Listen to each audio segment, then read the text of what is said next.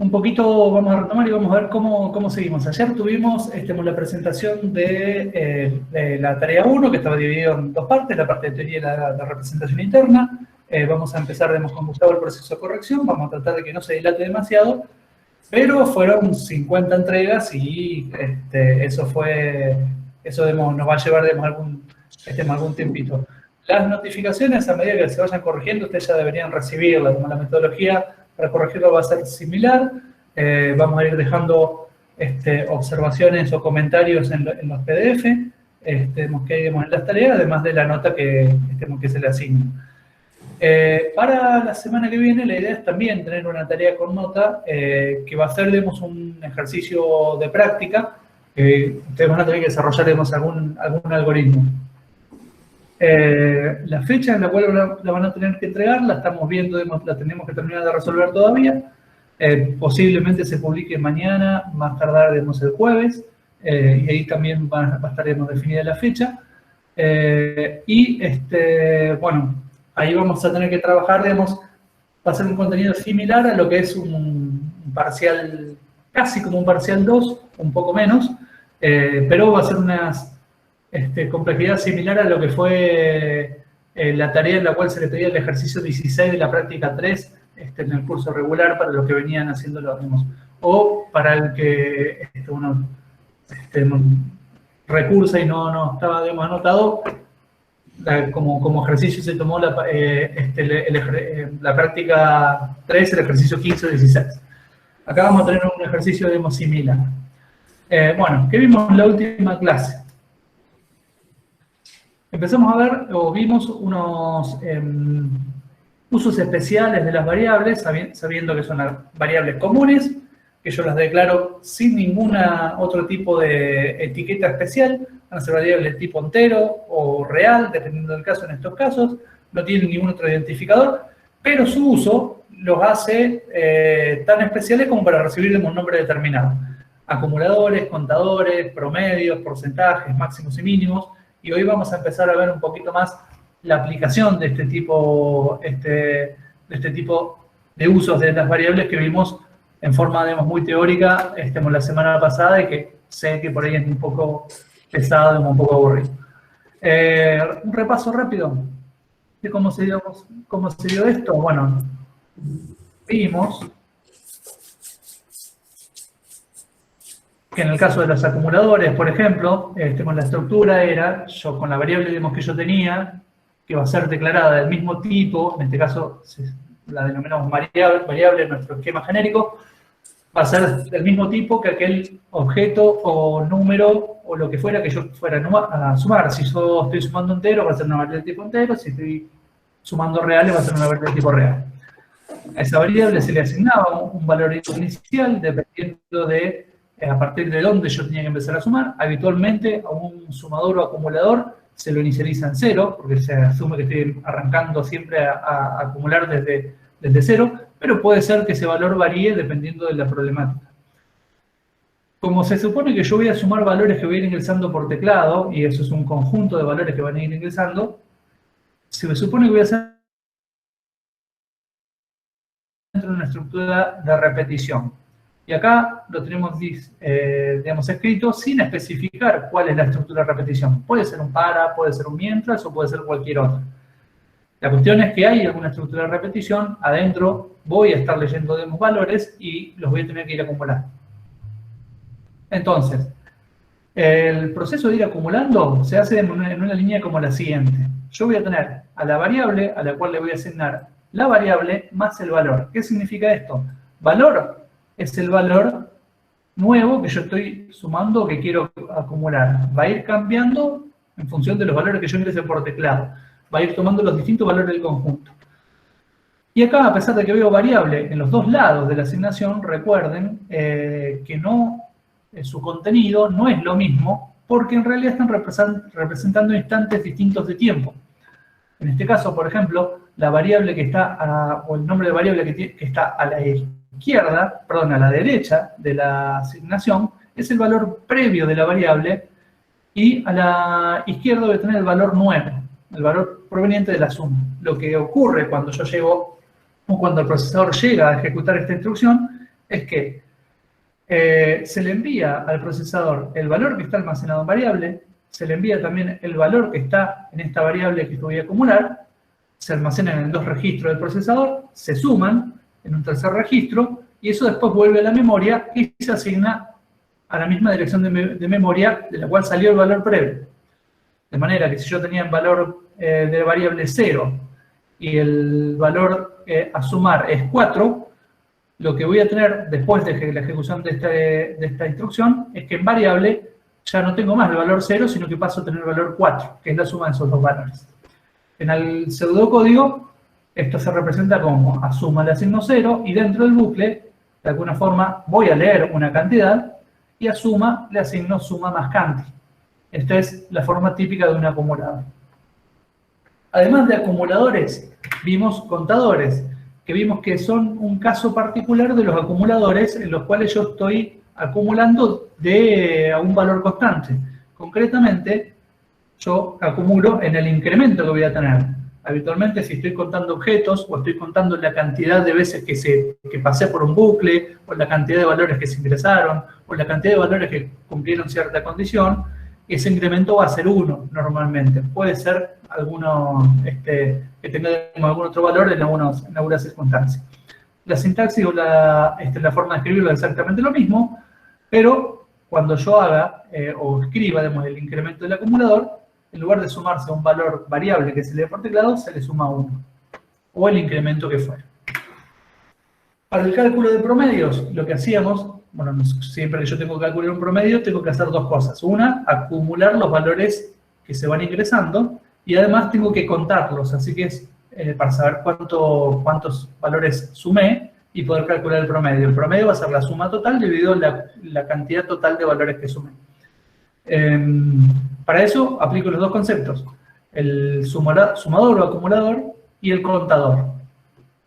Los inicializo antes de entrar a la estructura de repetición, esto es importante, siempre los inicializo antes de entrar a la estructura de repetición, y luego leo la cantidad a sumar, la sumo y la cuento. Esto tantas veces como sea necesario según la condición de la estructura de repetición. Cuando salgo, cuando deja de ejecutarse esa estructura de repetición, tengo que verificar si la cantidad de valor ingresado fue distinto de 0, porque puede haber ocurrido que no conté ninguno. Entonces, si la cuenta es distinto de 0, entonces calculo el promedio en una variable adecuada. Tengan en cuenta que el contador habitualmente o normalmente va a ser un número entero porque estoy contando cantidades enteras, cantidades fijas. Cantidades que van a ser en número entero. No voy a ingresar nunca 4 valores y medio. Suma puede ser tanto entero como real, pero el promedio tiene que ser real.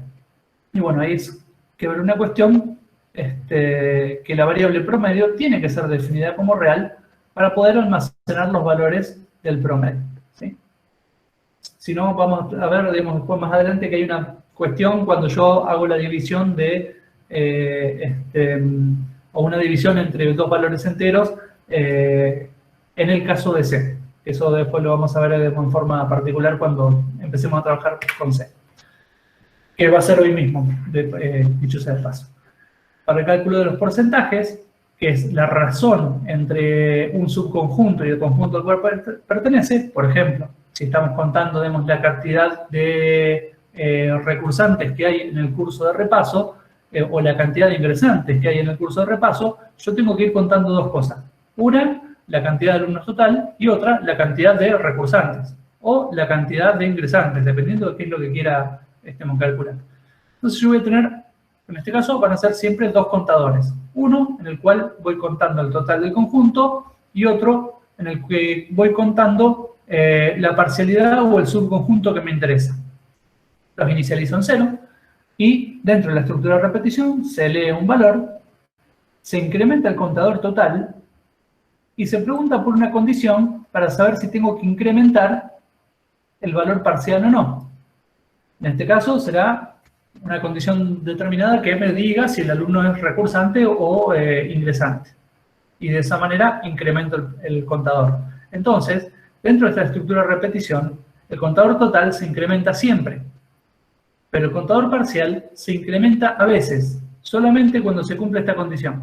Puede ser que no se incremente nunca, puede ser que se incremente en un valor menor al total, o puede ser que todo sea recursante o todos sean ingresantes, y puede ser que el valor de total y parcial coincida. Bueno, sería muy raro, pero puede darse. Finalmente, nuevamente, el porcentaje se calcula como el valor parcial dividido el contador parcial dividido el contador total, pero como el contador total puede ser 0, si yo no entré nunca en la repetición, pregunto siempre si el valor por el cual estoy dividiendo es 0. Es distinto de 0, para poder realizarlo.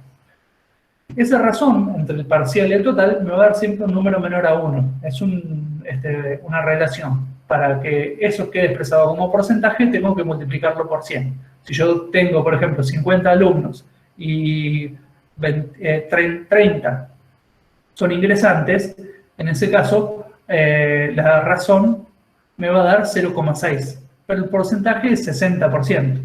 Entonces, 30 dividido 50 me da 0,6. Al multiplicarlo por 100, esto me almacena en porcentaje el valor 60. De esa forma llego al porcentaje. Y para los máximos y mínimos, vimos que nosotros íbamos a tener un subconjunto, o un conjunto, mejor dicho, de valores que vamos a ingresar. No sabemos, puede ser una cantidad fija, puede ser que venga una cantidad que sepamos en el momento en que se va a ejecutar el algoritmo, o que no se sepa y que tengamos que buscar alguna forma de saber cuándo lleguemos al final. Ya vamos a ver cómo se puede hacer eso. Y siempre que vamos a buscar ese máximo o ese mínimo, vamos a tener que ir comparando,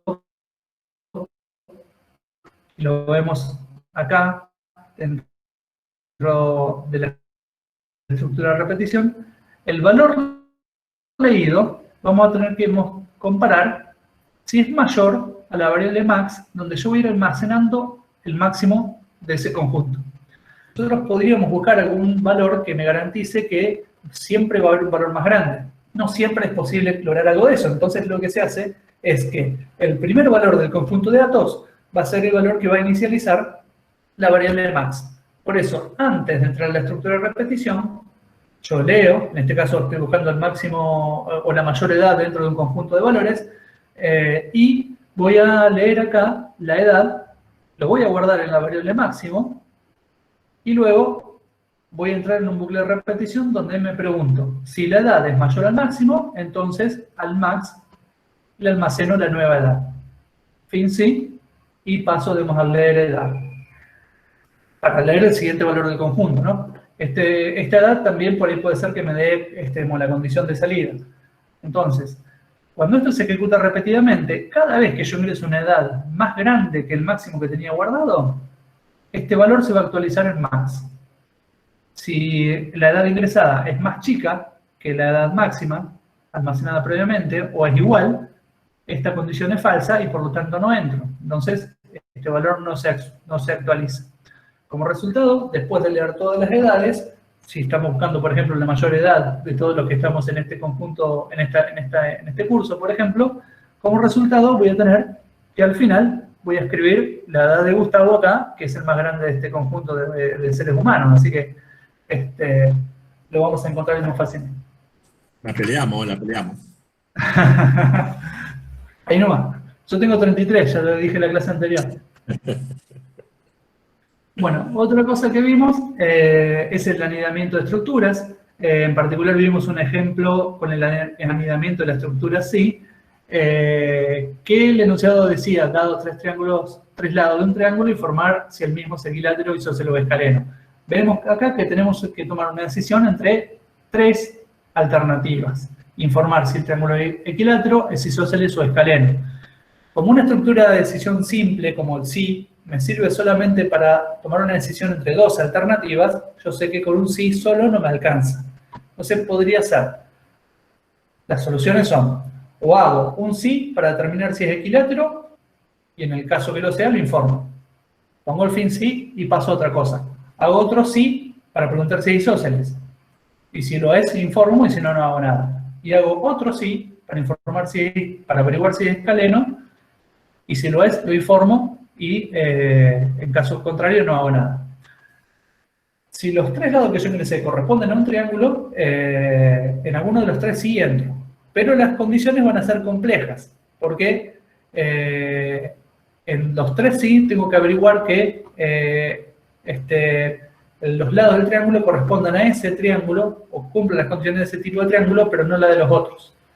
En cambio, yo puedo anidarlos, sí, y empezar a preguntarme, por ejemplo, por la condición más fácil primero, que es averiguar si el triángulo es equilátero, que fue lo que finalmente nos hicimos, ¿no? Vamos a ver, entrar un poquito más con esto.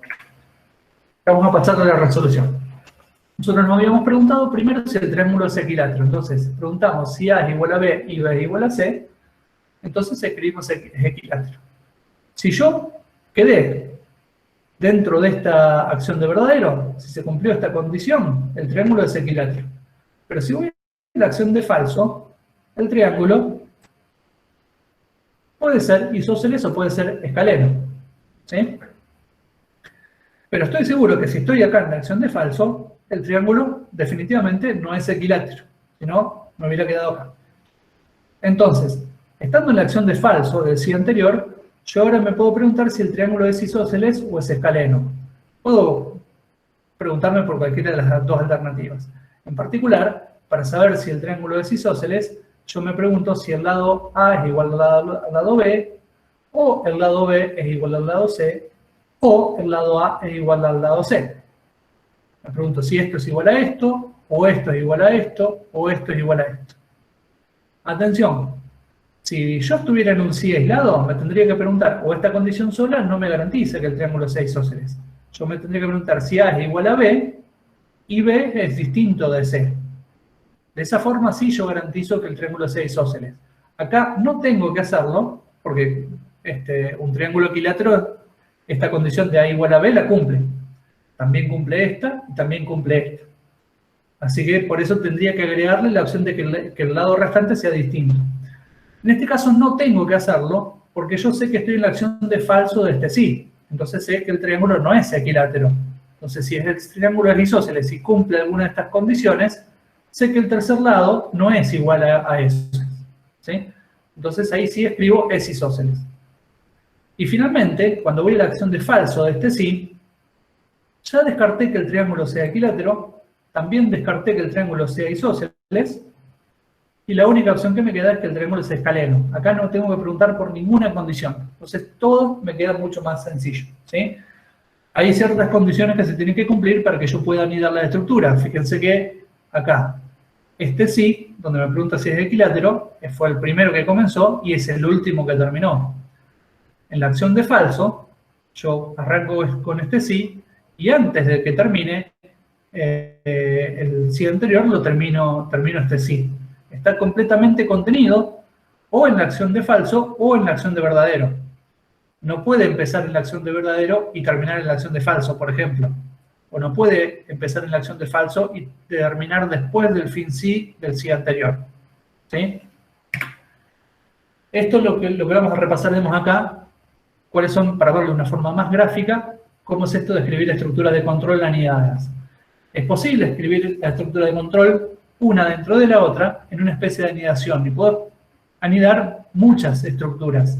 Hay que tener presente que la estructura interna debe estar totalmente contenida, esto es importante, debe estar totalmente contenida dentro de la estructura externa y no puede existir solapamiento, no se pueden superponer una con la otra.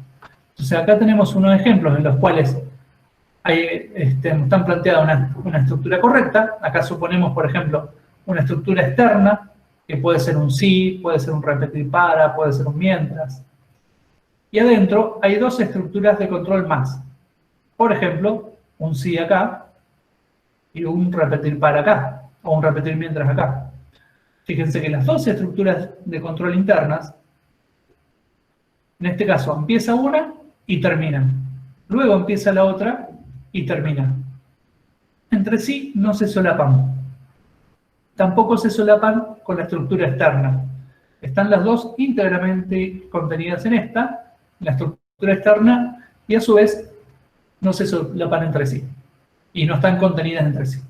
Otra forma son estructuras anidadas una dentro de la otra y adentro de esa otra estructura anidada. En este caso, por ejemplo, podemos tener un repetir para afuera, un sí adentro, y adentro de ese sí otro repetir mientras. En este caso también las estructuras están totalmente contenidas una dentro de la otra y no hay solapamiento entre las estructuras entre sí. Y un ejemplo incorrecto sería este, en el cual, por ejemplo, empieza una estructura y vemos que hay una estructura que comienza adentro y termina afuera. Eso es una forma incorrecta de modernidad. Eso en un lenguaje de programación, en C, por ejemplo, les va a dar error. Dentro de esa estructura también hay otra que está bien contenida y no se solapa, pero dentro de esa hay otra que empieza dentro de esa estructura y termina afuera. Esto está mal anidado también, ¿sí? Bueno. Eso vemos con respecto al anidamiento con la estructura de control que vimos hasta ahora. No vimos, por ejemplo, no hemos hecho ejercicios con el repetir mientras. Si vamos a repasar o vamos a ver un poquito, la sintaxis. Vimos que dentro de la estructura de control, yo tenía estructura de control de decisión, que son las que me permiten ver qué porción de código ejecuto y cuál no, que son el sí y el según sea, y estructuras de iteración que me permiten repetir una porción de código una determinada cantidad de veces. Si de esa cantidad de veces es conocida, uso un repetir para. Si la cantidad de veces que se repite un código es desconocida, ahí tengo que usar un repetir mientras, donde yo voy a tener, o la estructura de la sintaxis es repetir mientras, y entre paréntesis una expresión, en la cual las acciones que están dentro de ese repetir mientras, es decir, desde esta primera línea hasta el fin mientras, se ejecutan siempre que esta expresión sea verdadera. Yo acá, nuevamente, como en toda expresión, puedo escribir cualquier cosa que me devuelva verdadero o falso. Puede ser simple o puede ser compleja. Ahí adentro yo puedo poner solamente una variable que valga verdadero o falso, o puedo poner una relación entre otras variables, que también me van a terminar devolviendo valiendo verdadero o falso. Hay unas cuestiones que se tienen que cumplir dentro de esa expresión. Por ejemplo, tiene que poder modificarse. Ya vamos a ver de qué se trata esto. Siempre hay que actualizar las variables que se ponen a consideración en la condición del mientras. ¿Por qué? Vamos a ver, digamos, un ejemplo. Vamos a ver el algoritmo me quedo en casa, donde define una variable de tipo carácter que se denomina cuarentena. Bueno, ahí le pusimos cuarentana. Bueno, un pequeño error será corregido. Donde, bueno, lo primero que hacemos es inicializar ese valor de ese valor de cuarentena. En este caso lo inicializamos en S. Y el repetir mientras se ejecuta mientras cuarentena sea igual a eso, a S. Este es un ejemplo de la expresión. Como cuarentena, yo le asigno el valor S, cuando esta condición se evalúe, se reemplaza el valor de la variable por la constante que contiene y se compara si S es igual a S. Eso es verdadero, por lo tanto, voy a escribir quédate en casa y llego al fin mientras. Luego tengo que preguntar si la cuarentena sigue vigente para poder leer el valor de cuarentena, y otra vez lo escribimos mal. Esto ya pasó por varias ediciones y siempre algunos se le escapa. Pero bueno, ya en un momento vamos a llegar al valor definitivo. Leemos la variable cuarentena, que el usuario podrá ingresar S, N o cualquier otra cosa para volver a comparar acá. Entonces, hay dos cosas que se tienen que cumplir. En la condición que yo tengo acá, el valor de la variable que yo tengo para comparar tiene que ser inicializado antes de repetir mientras, o tiene que tener un valor. Y además, dentro de repetir mientras, tiene que existir la posibilidad de que ese valor cambie. Primero, porque si yo no lo inicializo o desconozco el valor que tiene antes, existe la posibilidad de que no entre nunca al mientras, de una forma no controlada. Y además, si yo entré y yo adentro no la modifico nunca, no voy a poder salir nunca, porque la condición siempre va a evaluarse igual. ¿Se entiende? Entonces, siempre alguna variable que está aquí dentro de la condición, dentro de repetir mientras, tiene que ser modificada. O tiene que estar la posibilidad de que se modifique. Bien, un ejemplo de uso del repetir mientras era la validación, que consiste en verificar que el dato ingresado se encuentre en un conjunto de valores esperados, y en caso contrario, continuar solicitando el ingreso del dato, hasta que el dato ingresado sea una de las posibles respuestas esperadas. Concretamente, cuando yo me preguntaba si el valor de la cuarentena tenía que ser S o N, le estaría obligando al usuario a que ingrese S o N. Y si ingresa cualquier otra cosa, vuelvo a leer el valor. ¿Cómo haríamos eso? Bueno, leemos la variable. Esto va antes de cualquier estructura de repetición. Y la estructura de la validación va a ser un repetir mientras, donde su condición sea que el valor de la variable sea no válido, y ya vamos a ver un ejemplo. Si el valor de la variable no es válido, ejecuto lo que está dentro del repetir mientras, que va a ser escribir un mensaje de error y volver a leer la variable hasta que el usuario lo ingrese. La ventaja de hacerlo así es que el usuario puede escribir todas las veces mal que quiera, pero en un momento va a tener que escribirlo bien. Si no lo escribe bien, no sale nunca de acá y no sigue ejecutándose el resto del código. Todo esto gracias a la condición que armamos acá, que va a ser una expresión que resulta verdadera siempre que el valor sea el no esperado. Eso es importante. En nuestro código, nuestro pseudocódigo, nuestro ejemplo, quedaría: leeríamos el valor de cuarentena, repetir mientras cuarentena igual S, escribir quédate en casa, escribir la cuarentena continúa vigente, sí o no, leemos el valor de cuarentena y ahora lo volvemos a validar, en este caso, o lo validamos, mejor dicho, con un repetir mientras, que si yo ingreso nada, me va a escribir un error y voy a leer otra vez este valor. Esta es la validación. Esto que va acá es el proceso de lectura y validación que vimos antes. Lo que nos falta definir es cómo definimos acá que el valor ingresado no es el correcto. Y bueno, en este caso lo que vamos a hacer es preguntarnos si la cuarentena es distinto de S y además si la cuarentena es distinto de N. Si se cumplen las dos cosas al mismo tiempo, quiere decir que la cuarentena no vale ni S ni N, que son los dos valores que yo quiero que valgan. En ese caso, vamos a escribir el mensaje de error y vamos a pedirle al usuario que ingrese de nuevo el valor de cuarentena. Así que si el usuario ingresa Q, R, Z, no importa, no va a salir nunca de acá hasta que ingrese S o N. Ahora, ¿qué sucede en este caso si en la primera vez que se lee cuarentena se ingresa N? ¿Qué pasa si yo acá ingreso N? Esta pregunta se la hice la semana pasada, pero vamos a volver a preguntarla. No entra nunca el repetir mientras. No entra nunca el repetir mientras. Y esa es una cosa, digamos, también importante para recordar acerca de la estructura de repetir mientras. Existe la posibilidad de que un repetir mientras no se ejecute nunca. Si la condición que está acá, la primera vez que es evaluada es falsa, lo que yo escribí acá adentro no se va a ejecutar. Por eso es que cuando calculo un promedio, un porcentaje, lo que fuera, tengo que averiguar si el valor del numerador es distinto de 0 para poder hacer el cálculo de forma segura. Bueno, repasando, resumiendo. Fer. Sí. Perdón. La diapositiva anterior le faltaría un validar en el primer leer. Claro, exactamente. Si yo, claro, acá me estaría faltando una validación dentro de este primer leer. Bueno, no fue hecha, no fue agregada por una cuestión de espacios únicamente, ¿no? Sí, pero sí podría ir, debería ir una validación, digamos, acá, en esta sección después de la lectura. Y acá una aclaración con respecto a las validaciones. Siempre que ustedes puedan validar los valores que ingresa el usuario, háganlo. Porque les aseguro que si el usuario se puede equivocar, se va a equivocar. Siempre sucede. Entonces, es mejor tratar de evitar, digamos, ese tipo de problemas. Y ahora con respecto a una cuestión práctica, con respecto a los exámenes. En muchos casos ustedes preguntan, dentro de un examen, si es necesario validar o no. Y en realidad,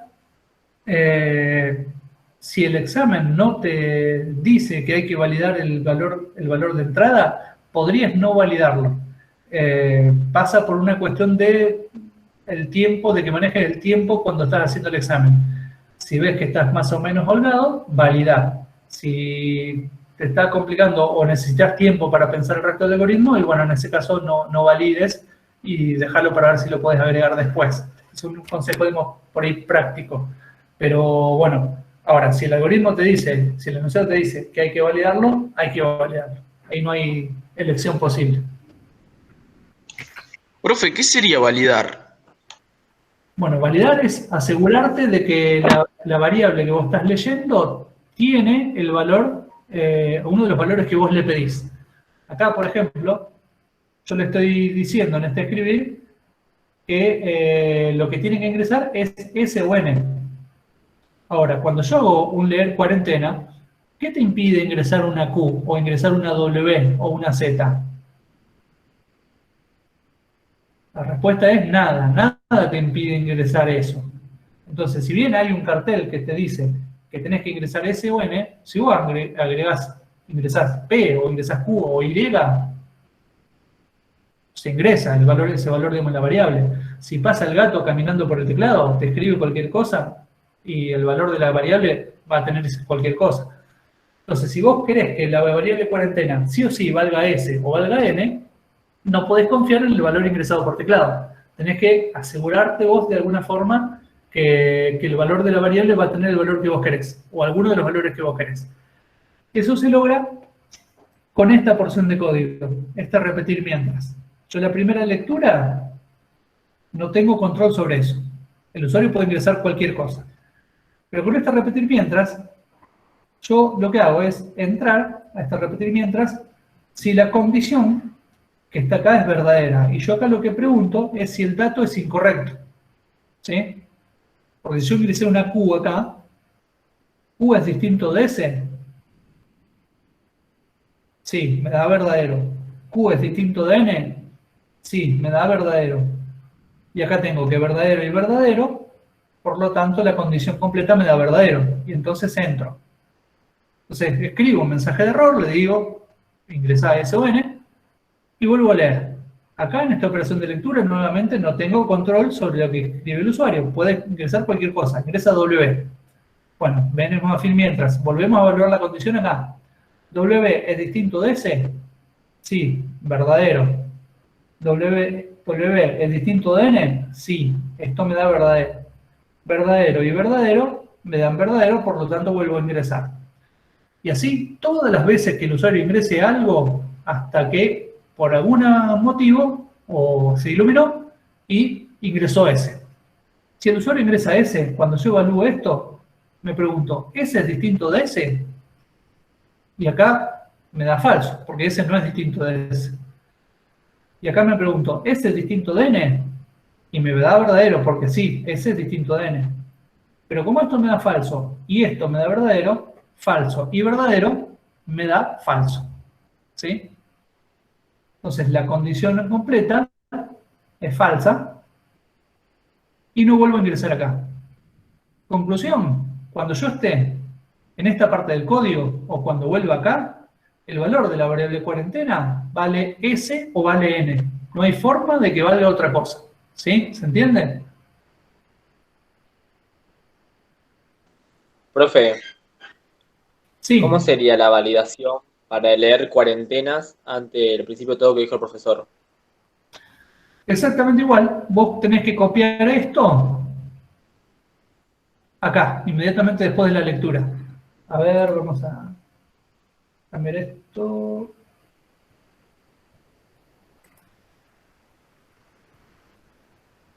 Este es el proceso de validación. Consiste en lectura y validación propiamente dicha. Bueno, disculpen, pero se escribió como se puede con el mouse. Acá vos tenés el proceso de lectura. Este repetir debería ir acá. ¿Sí? Sí, pero yo había entendido que vos habíamos hecho la validación porque cuando vos ponías a escribir podía poner S o N y arriba tenías que poner cuarentena y solamente leer S. No, bueno, se puede ingresar N también. A lo mejor debemos ponerle que el usuario ejecutó el algoritmo sin querer hacerlo. O lo ejecutó y todavía no sabía si iba a ingresar S o N. Recuerden que existe la posibilidad de que yo no entre nunca al mientras, que sería, digamos, este acá. Existe la posibilidad de que yo no entre nunca, dependiendo del valor que se ingrese. Entonces, yo debería poder permitirle que el usuario, cuando ejecute el algoritmo, ingrese ese o n. Si tu condición o tu problema te exigiera que sí o sí entres una vez al repetir mientras, bueno, ahí podrías cambiar la validación y solamente preguntar por esta opción acá, de que sea distinto de ese, y la opción de n no lo tenés en cuenta. Si tuvieras que asegurarte de que entre sí o sí con un valor de s. Pero si ese fuera el caso, en lugar de leerlo, le harías una asignación. Bien, gracias. Bien. ¿Alguna otra pregunta?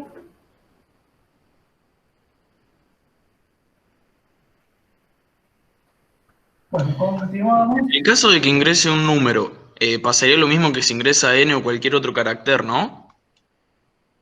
Mirá, cuando el usuario ingrese un número, va a quedar almacenado como un carácter. Ah, Porque bien, listo. La variable que yo tengo es de tipo carácter. Entonces queda almacenado como una variable de tipo carácter. Entonces se va a preguntar si 5 es distinto de ese. Pero no, ese 5 no es un número, sino que es un carácter. Ah, listo. Gracias. Muy bien. Bien, resumiendo, entonces, en la estructura repetir mientras, si la primera vez que se evalúa la expresión es falsa, el bloque de acciones de la estructura mientras no se ejecuta. Y también las variables que se utilizan en la expresión de repetir mientras deben tener un valor definido antes de evaluarla, y dicha variable debe modificar su valor dentro de la iteración, o debe poder modificarse, no necesariamente se va a modificar en todas las iteraciones.